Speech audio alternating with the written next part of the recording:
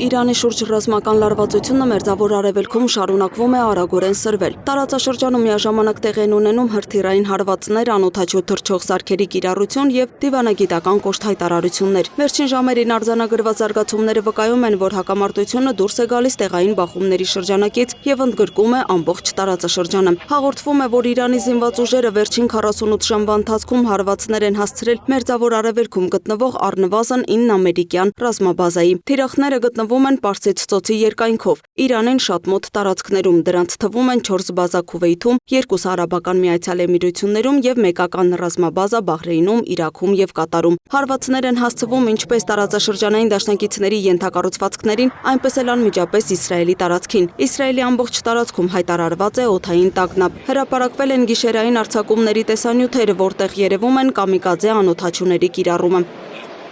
Հարգելի բարեկամ եւ հարևան պետությունների ղեկավարներ, մենք փորձեցինք խուսափել պատերազմից ձեր օգնությամբ եւ դիվանագիտության միջոցով, սակայն ամերիկա-սիոնիստական ագրեսիան մեզ այլընտրանք չթողեց, քան պաշտպանվել։ Մենք հարգում ենք ձեր ինքնիշխանությունը եւ շարունակում ենք հավատալ, որ տարածաշրջանային խաղաղությունը պետք է ապահովի տարածաշրջանի երկրների համատեղ ջանքերով։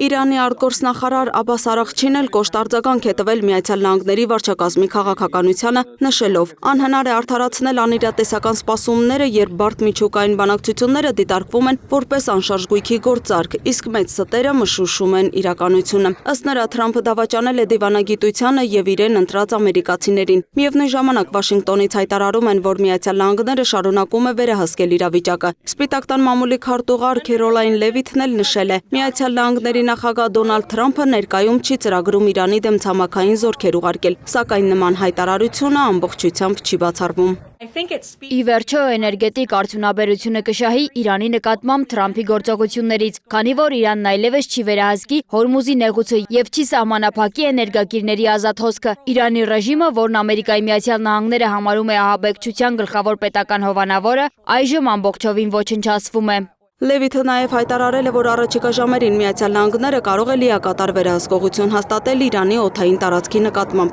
Տարածաշրջանում ռազմական գործողությունները շարունակվում են նաև այլ ուղղություններով։ Իրանի գերագույն ազգային անվտանգության խորհրդի քարտուղարն էլ հայտարարել է, որ Իսրայելի վարչապետ Բենյամին Նեթանյահուի քաղաքականությունը Միացյալ Նահանգներին ներքաշել է Իրանի հետ պատերազմի մեջ։ Իրանը նաև հայտարարել է, որ 3 անգամ հարձակվել է Իսրայելի զինված ուժերի գլխավոր շտաբի շենքի վրա եւ գնդակոծել վարչապետ Բենյամին Նեթանյահուի գրասենյակը։ Իսրայելի բանակն իր հերթին հայտարարել է, որ ոչնչացրել է իրանական բազմաթիվ հրթիռներ եւ դրանց արձակման կայաններ, այդ թվում հենց այն պահին, երբ դրանք օգտագործվում էին։ Տարածաշրջանում լարվածությունը տարածվել է նաեւ ծովային ուղղությամբ։ Իրանը պնդում է, որ հրթիռային հարված է հասցրել ամերիկյան ականակիրի վրա եւ այն այրել։ Հաղորդվում է, որ այդ նավը գտնվել է Հնդկաստանի ջրերին մոտ տարածքում։ Միաժամանակ ըստ տվյալների հակամարտության սկսվելուց ի վեր Իրանը Հորմուզի նեղուցում հարձակվել է ավելի քան 10 նավի վրա։ Հորմուզի նեղուցում նավարկության սահմանափակումների հետևանքով 20,000 նավաստիներ մնացել են իրենց նավերի վրա։ Այս մասին հայտարարել է ՄԱԿ-ի միջազգային ծովային կազմակերպությունը։ Միևնույն ժամանակ Իրաքում էլ լարված իրավիճակ է։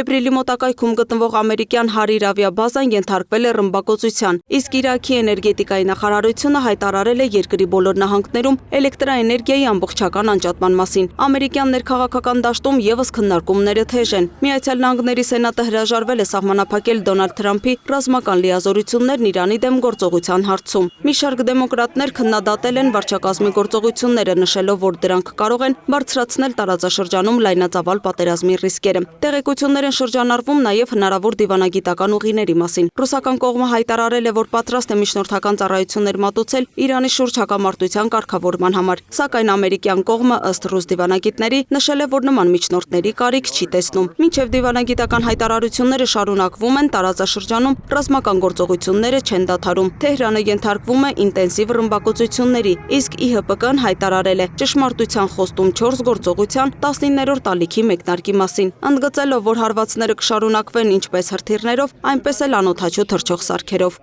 Լուսինե Գրիգորյան, Free News, Ազատ լուրեր։